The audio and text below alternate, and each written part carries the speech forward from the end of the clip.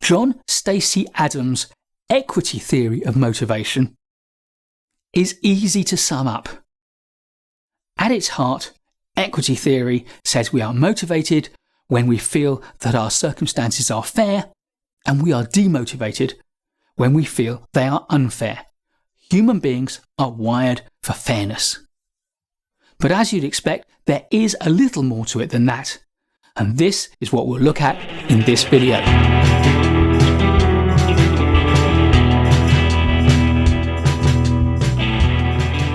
For John Stacy Adams, who was an industrial psychologist at the General Electric Company, what matters most in terms of workplace motivation is the comparison between the outcomes that we receive, the rewards of doing our work, and the effort or work we put in. When we perceive that the outcomes are fair in comparison to the work we've done, then we'll be motivated. Otherwise, we will not.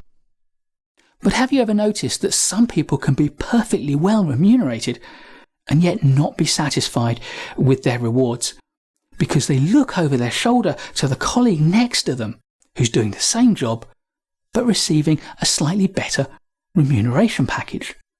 Or perhaps they look over their other shoulder to a colleague who's earning just as much as they are but doesn't seem to be working as hard. It's that sense of fairness or unfairness that drives our motivation rather than the absolute reward, oftentimes. So equity theory is all about how we, as workers, assess the fairness of the rewards we get for the work that we do. There are three important components to equity theory, and the first of them is known as equity norm, and it's the simplest one. People expect a fair reward for the work they put in. If they don't get what they consider to be a fair reward, then they will be unhappy. The second principle is known as social comparison. Simply stated, people evaluate whether the rewards they're getting are fair by comparing the rewards that I'm getting with the rewards that you're getting, and comparing the work that I do with the work that you do. And if the ratio of outcome to work is the same or better for me, then I'll feel pleased. If it's less, then I will be upset. Of course, if it is too much more for me, then I may feel a little guilty. And that takes us to our third principle. The third principle is that employees who perceive that they are not being treated fairly will try to redress the balance. And there are two ways that we can do this. The obvious thing is to tailor the amount of work we do to our perception of the reward. So if we feel we are not being rewarded enough, we will reduce the amount of work we put in order to feel that we're getting a fair recompense. If, on the other hand, we feel we're being over-rewarded, then the guilt may well drive us to work that much harder. The second approach to redressing the balance is known as cognitive distortion, or sometimes cognitive reframing. And in cognitive distortion, what we do is we mentally distort our perception of either the work that we do or the rewards that we're getting, so that they appear to have a different magnitude or scale to give us a sense that things are fair. For example, if initially we may feel that we are being over-rewarded, in our minds we might play up the amount of work we're doing to feel that we've earned that high level of reward. If, on the other hand, we feel that we are under-rewarded, we may play up the value of the reward we receive or play down the value of the work we do in order to feel more comfortable with the situation. Now, what does this mean for you as a manager? Well, firstly, you have to recognise that your perception of the values of work people do and the reward they get may not match their perceptions. Equity theory works on perceived values, not on real values. And therefore, two workers who are earning the same and doing exactly the same work may have different perceptions of the equity of their reward. simply because they may have different expectations, different upbringings, different needs. One may find the work to be harder than the other finds it.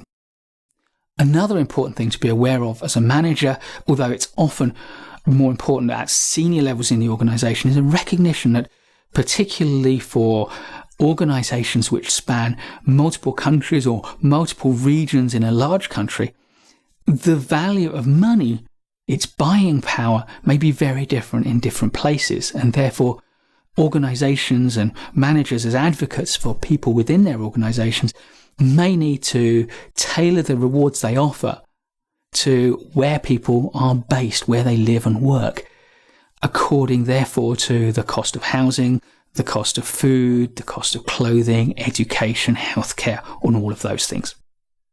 Another important thing for organisations to be aware of is the sense of equity, particularly within some cultures, of senior managers and the highest up in the organisation earning substantially more than junior people within the organisation. And pay disparity between the different levels of the organisation is an important measure for many organisations, particularly global ones. And in some cultures, a disparity that would be accepted elsewhere is seen as unfair. And another thing that immediately comes to mind in thinking about that is, in many cultures, there are differences between the pay that men and women receive for doing the same job. Now, in many cultures, pay gaps based on gender alone are illegal, but the reality is that they persist. Be very careful. Certainly in jurisdictions where there is legislation, you need to be scrupulous about this. But what I would say is, if two people are doing the same job, they should be remunerated the same, regardless of their gender, their race, their cultural background, or anything else. Another thing for you to be aware of, particularly if you receive complaints or representations from members of your team, is that when people compare themselves with colleagues, the assumptions they make about the remuneration and the terms and the level of work that their colleagues do may be distorted. They may be just plain wrong, because the reality is very few people are prepared accurately to divulge their remuneration. They don't like to discuss in detail the work they do and the reward they get for it. So if I feel that I'm not being fairly remunerated compared to my colleague, it may be that I just don't understand properly the work my colleague does and the remuneration they receive. Finally, there is a calculated element to this. Some employees will want to adjust the amount of work they do, knowing that it will impact the remuneration they receive. And as long as they feel that the adjustments go hand in hand, and if I reduce my workload, I will reduce my salary by a fair amount, that will be a trade-off that they will willingly accept. A lot of people these days prefer to work part-time, particularly if they have a family or other commitments or a hobby they want to pursue. If I know I can move from 5 days a week working to 4 days a week working and receive 80% of the remuneration, then that will seem fair. If, on the other hand, my organisation insists on reducing my remuneration not by 20% but by 30%, then I will feel cheated in a decision that I may have to make for family circumstances or may want to make for personal reasons. The next thing to look at are some examples of the inputs or the work that we do and the outputs or the outcomes that people get for the work they do, so that you can get a sense of what's going on when people make these mental calculations of fairness or equity.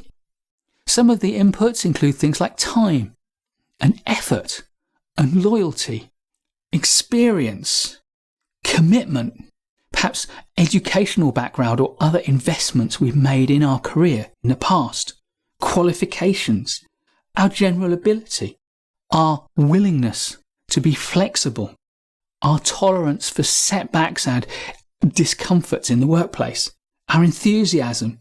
Possibly there are family or personal sacrifices we have to make in order to do the job that we're doing. Perhaps support that we give to our organisation and to our co-workers. Outcomes are what we get for doing the work. The important ones are, of course, the positive outcomes, the things that we do the work for, the rewards we get, but recognise there can be some negative outcomes.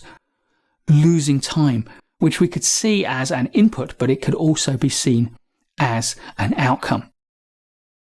But some of the most important positive outcomes that people exchange for the commitment, the inputs they give, include our salary, our pension arrangements, healthcare arrangements, job security, expenses to cover the costs that we incur, recognition, learning opportunities, growth in our reputation and personal brand, responsibility that we're granted, sense of achievement and learning new stuff, simple praise and thanks from our managers. The last component of equity theory that I want to discuss here are the 4 sources of comparison that people make when evaluating the fairness of their condition. The first of these is self-inside. Basically, I'm comparing what I get in terms of rewards and recognition with the work that I do. I'm comparing my own perception of the value of the work I put in to the value of the rewards I get. The second is self-outside. And this is the kind of comparison people make when they get itchy feet and they're thinking about trading up their current job for another. Self-outside is the comparison of the work I'm doing now with the rewards I would get if I were doing it in some other organisation. I may recognise that I'm getting the right remuneration, self-inside, compared to the work I'm doing here based on the remuneration structures of this organisation. But if I work in another organisation which pays better or recognises my work more highly, then I could do better. The third form of comparison I can make is others inside. I compare the work that I do with colleagues within my organisation and the remuneration and the rewards and the outcomes I get with the rewards, remuneration and outcomes of other people in my organisation. If I see that I am getting rewarded and recognised to a different extent than my colleagues, then I feel a sense of unfairness. And another trigger for people wanting to leave their organisation is others outside. I look at the work that I'm doing and the outcomes I'm getting within my organisation, and then I look at former colleagues, friends, business contacts who are doing similar work in other organisations and getting different levels of recognition, reward, remuneration and outcome. Those 4 sources of comparison can all lead to a sense that I'm doing okay, or I'm not getting a fair reward for the work that I'm putting in. John Stacy Adams' equity theory is simple. It says that human beings are motivated by perceptions of fairness and demotivated by a sense of unfairness. If you as a manager are not aware of how people feel in terms of fairness or unfairness, then you will not be in control of their motivation. Please give us a thumbs up if you like this video. There's loads more great management courses content to come, so please subscribe to our channel and hit the bell so that you don't miss any of it. I'll see you in the next video, and in the meantime, keep learning.